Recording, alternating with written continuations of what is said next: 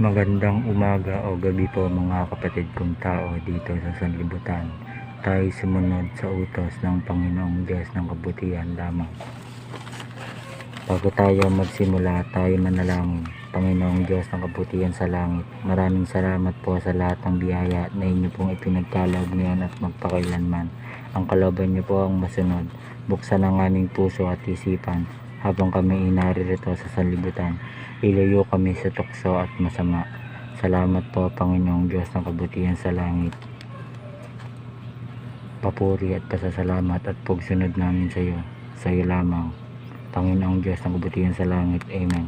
Atin pong basahin at tunawain ang banal na kasulatan, ang Biblia at ang banal na Quran. God bless you to all humans follow.